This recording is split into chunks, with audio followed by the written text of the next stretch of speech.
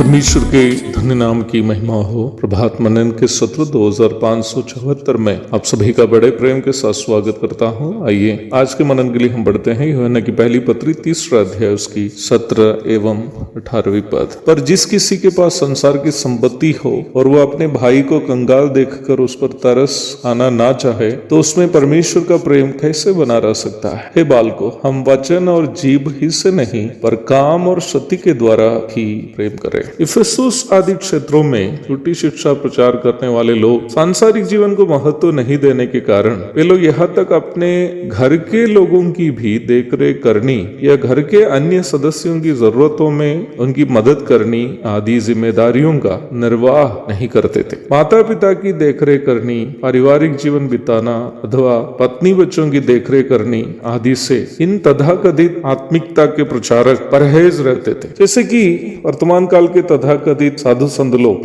पारिवारिक जीवन से दूर होकर नहाए धोए बिना भटकते रहते हैं, वैसे ही जीवन बिताना उन दिनों के झूठे शिक्षक के अनुसार आध्यात्मिकता थी। अर्थात उनके अनुसार ईश्वर को प्रसन्न करने के लिए इस प्रकार के गैर जिम्मेदारी का जीवन बिताना जरूरी। निम्न परिप्रेक्ष्य में प्रेरित पौलुस में उन दिनों में सेवा करने वाला अपना शिष्य तीमुथियुस को अपनी पहली पत्री लिखते समय इस प्रकार लिखा, पर यदि कोई अपनों की और निजी करके अपने घराने की चिंता ना करे तो वह विश्वास से मुकर गया है और अविश्वासी से भी बुरा बन गया है। पहला तीमुथियुस 5:8। पौलुस के कहने का सारांश ये था कि ईश्वर भक्ति या सेवकाई के नाम में माता पिता की सेवा नहीं करने वाले या पत्नी बच्चों की देखरेख नहीं करने वाले विश्वासी कहने का छोड़ो अविश्वासी कहने का भी योग्य नहीं, क्योंकि अविश्वासी लोग भी इतना जानते हैं कि अपने घराने के लोगों के लिए जो जिम्मेदारियों का निर्वाह करना चाहिए उसका निर्वाह अवश्य करना चाहिए। मैं इन बातें कहते समय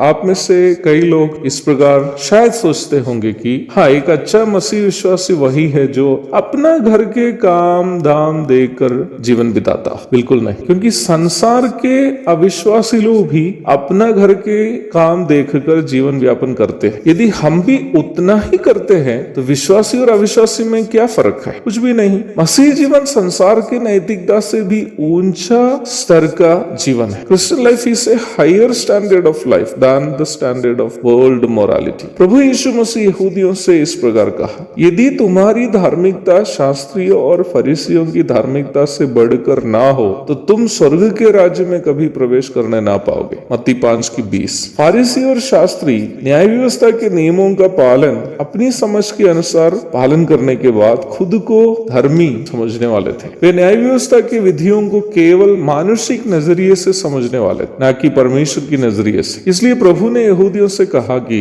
यदि तुम्हारी धार्मिकता शास्त्रियों एवं फारिसियों की धार्मिकता से बढ़कर ना हो तो तुम स्वर्ग के राज्य में कभी प्रवेश करने ना पाओगे। अर्थात हमें मनुष्य की नैतिकता के स्तर से ऊपर उठकर परमेश्वर की नैतिकता के स्तर में आना होगा, तभी हम अपने जीवन से परमेश्वर को प्रसन्न कर पाएंगे। प्रारंभ में चर्चा किया गया विषय के आधारित बोलूं तो हमें ना केवल अपने घर वालों की आवश्यकताओं की चिंता करनी चाहिए बल्कि अन्य जरूरतमंदों की भी आवश्यकता की चिंता करनी चाहिए।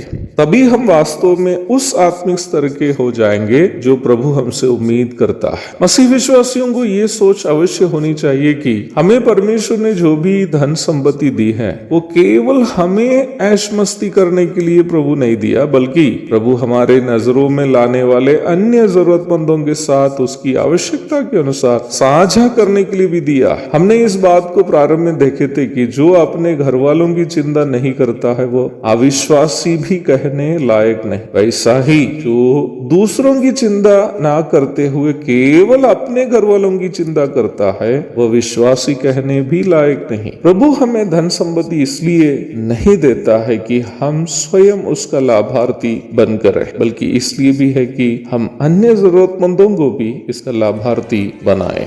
एक और शुभ दिन की धन्य कामनाओं के साथ आज का मनन मैं यहाँ समाप्त करता हूँ। प्रभु आप सबको आशीष दे। आमीन।